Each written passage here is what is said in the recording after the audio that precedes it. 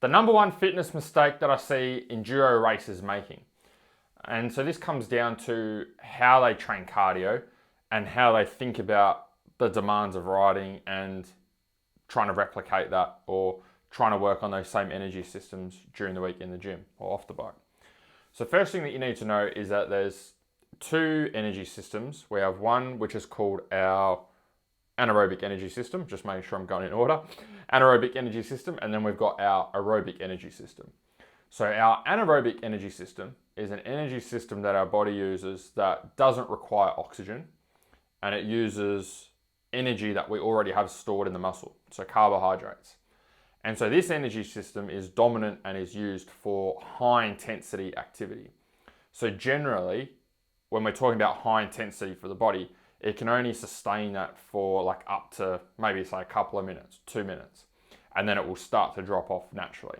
So when we're talking high intensity for our body, we're talking in that couple of minute range.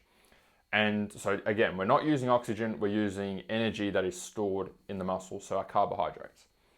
Aerobic energy system is the opposite. So our aerobic energy system uses oxygen as a fuel source for our muscles to be able to work and operate. But this energy system is only active when we're at like a low to medium intensity. So generally this type of intensity is an intensity that you can hold for like hours. So think about going for like a walk or going for a cycle, like some sort of pace that you could keep up for hours at a time or an hour at a time. That's going to be the main energy system that you're going to use. So then the question is asked is like, which energy system should you be training for enduro racing if you're doing say a 3-hour enduro? And the answer is both of those energy systems, because you're using both of those when you're riding and when you're racing. So if you think about, let's say like let's take hard enduro for example. Let's say you're doing a 3-hour hard enduro. A lot of riders look at that and go, oh, I'm doing a 3-hour enduro, I'm riding for 3 hours, so it's aerobic energy system. I've just got to, cycle or run or swim for a lot of hours at a time because that's what I'm doing on the bike. But it's actually not true. If you dig in a little bit more, what's happening over those 3 hours of a hard enduro is you've got parts of the hard enduro which are very physically demanding and take a lot of effort, and you've got other parts of the hard enduro that aren't that demanding at all, that are much lower intensity, aren't too taxing at all. So think about like a hill climb. A hill climb might be really, really hard. You might be like, falling off the side of the bike, trying to drag your bike up the hill, be off balance, like you're working really hard, your lungs are working really hard. So that's where you'd be using the anaerobic energy system, where you're not at a low intensity. Your body's working very, very hard to try and move the bike around and get it to where it wants to go, and you're breathing really hard and trying to get in heaps of air. So that's the anaerobic. And then you might have other parts of the track which use more of the aerobic. So you might have like some single trail stuff that gets you from like a hill climb to the next hard section. And that might not take too much effort at all. It's more low, like you're still riding fast, but in terms of intensity and exertion on your body, it's in that low to medium range. So you're using mostly oxygen as your fuel source and not the carbohydrates. So you need both. You need to be training both. So then the next question is, all right, well, how do you train both of those? So the one option is you can train your anaerobic training off the bike by doing interval work or sprints or high intensity training or circuit training, anything that gets your body working at a very high intensity for short periods of time. So you could get on the rowing machine and do a minute flat out, a minute rest, minute flat out, minute rest. You could do some sort of circuit training where you're doing like hopping around from different cardio exercises and staying on those stations for anywhere from say 30 seconds, maybe up to a couple of minutes before you hop onto the next one. And that will work your anaerobic energy system.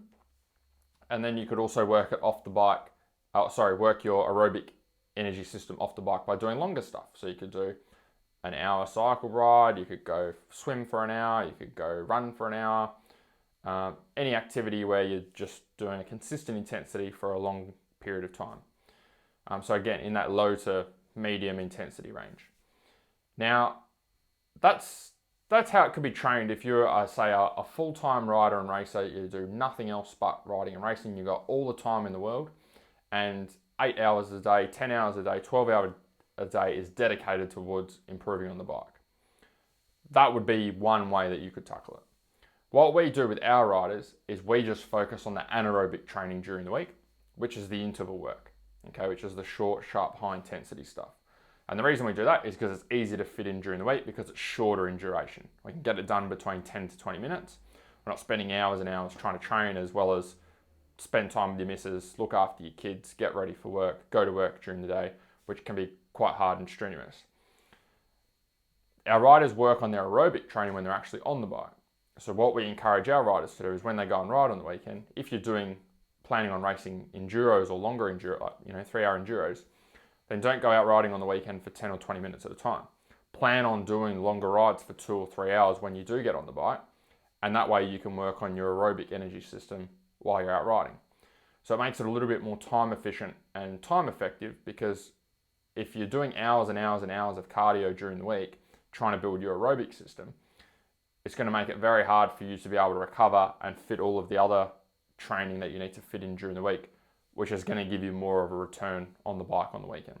You're better off spending those large amounts of time on the bike if you can, because that's going to help you to build your bike skills at the same time, which is something you're probably not getting much of unless you're a factory rider and you're riding 5 times a week. Then you need to make the most of your bike time when you do get out there. So by doing longer rides, you are working on your aerobic energy system and then also developing your bike skills and ability a lot faster as well by getting more time on the bike when you are able to get out there.